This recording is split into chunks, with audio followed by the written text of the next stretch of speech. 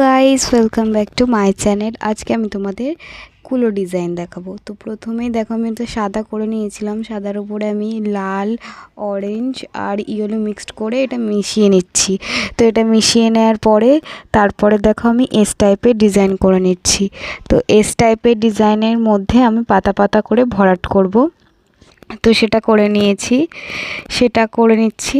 তারপরে দেখো আস্তে আস্তে করে ওটা আমি পুরো পাতাটা ভরাট করে নিচ্ছি। তো ভরাট করে নেওয়ার পরে আমি দেখো পাতা পাতা দিয়ে পুরোটা ভরাট করতে হবে। তারপরে আমি দেখো ওই সি টাইপের রেখে ভরাট করে নিয়েছি পাতা দিয়ে।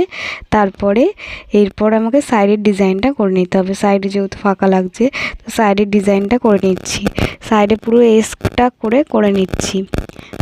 এসটা করে নিয়ে তারপর দেখো এসটা আস্তে আস্তে করে নিয়ে এর মধ্যে এবার ডিজাইন স্টার্ট করছি। তো এর মধ্যে সাদা কালারটা দিয়ে ডিজাইন করব। তো সি টাইপের ডিজাইনটা আমি করে নিচ্ছি। সি টাইপের ডিজাইন করে ওর মধ্যে পাতা করে নিচ্ছি ডিজাইনটা। তো ওটা করে নেওয়ার পরে তারপরে দেখো এটা হয়ে গেছে কমপ্লিট। তারপরে আমি ভেতরে একটা ময়ূরের ডিজাইন করে নিচ্ছি। তো ময়ূরের ডিজাইনটা এঁকে নিয়েছিলাম। তো এর ভেতরে এবার পাতার মতো করে ডিজাইনটাও করে নিচ্ছি।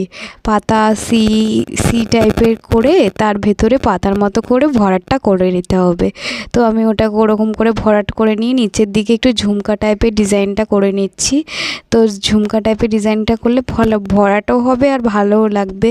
তারপরে আমি আস্তে আস্তে করে দেখো এইবার ময়ূরের যে পাখনাটা আছে সেই পাখনাটার ভেতরে সি টাইপের রেখে তার মধ্যে পাতা করে আমি ভরাট করে নিচ্ছি।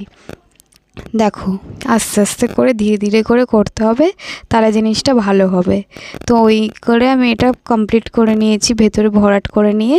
তারপরে এবার লেজের দিকটা আমাকে ডিজাইনটা করে নিতে হবে। তো লেজের দিকে ডিজাইনটা করে নিচ্ছি।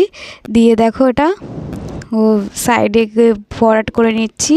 ভরাট করে নিয়ে পাতার মতো করে এবার এটা কমপ্লিট হয়ে গেছে। এরপরে ঝুমকার দিক নিচে যে 3টে ঝুমকা করে নিয়েছি, এবার ওর মধ্যে একটু ভরাট করে ডিজাইন করে নিচ্ছি। করে নিয়ে লাস্টের দিকে এটাই কয়েকটা ডট ডট করে নিলাম। তো এটা কমপ্লিট হয়ে গেল। আমার এরকম যদি ভিডিও ভালো লেগে থাকে তোমরা অবশ্যই বলো কীরকম ভিডিও দেখতে চাও। চ্যানেলটা অবশ্যই সাবস্ক্রাইব করে দিও। Tata, bye bye.